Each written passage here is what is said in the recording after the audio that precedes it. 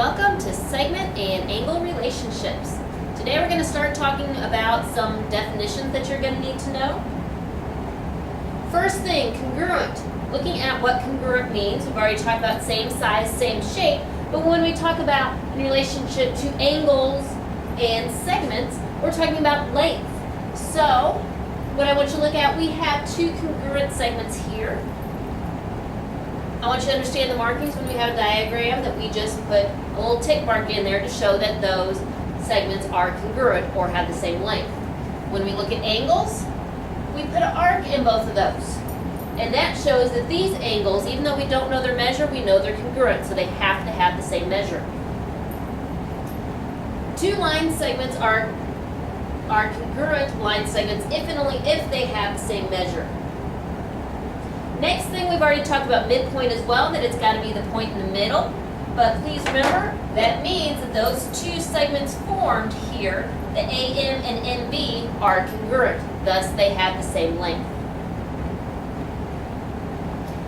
A new definition that we have not learned yet is segment bisector. Anything that bisects is going to cut something in half. So our segment bisector here is line N.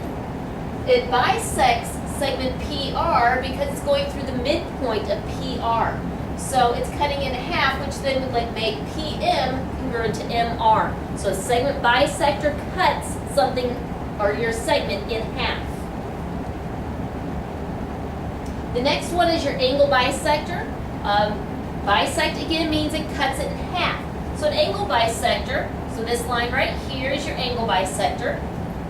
The two new angles that are formed are going to be congruent or have the same measure. So we have an angle here and we have an angle there. Those would be the same degree measure. Our last new definition here is perpendicular. We've talked about that a little bit already. Perpendicular is two lines where they intersect, form a 90-degree angle. So anytime you see that square mark in there, it means that these two lines or segments or whatever are intersecting are perpendicular.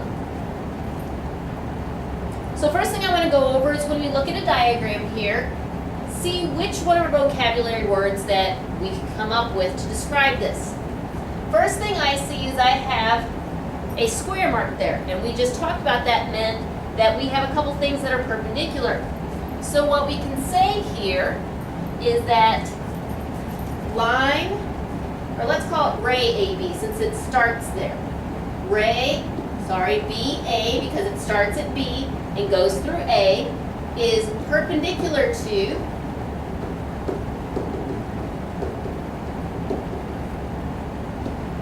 line CD.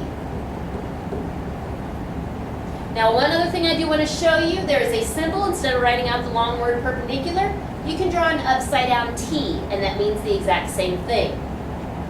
One other thing I see in this diagram is that I have congruent markings here for angles. So you could say that angle ABE,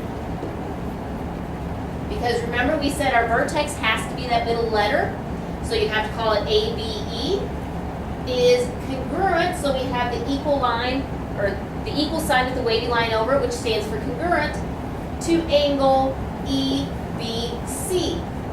So EBC, again, B is the vertex, so that has to be the middle letter when I name it. Now one other thing, because I know both of those angles are congruent, I also know that ray BE, so we have this ray here, ray BE bisects. Remember, bisects means to cut in half. So ray BE bisects angle ABC. So this angle, this ray is cutting this angle in half. So those are our different definitions that we're learning in this section. Watch the next video for learning about our distance formula.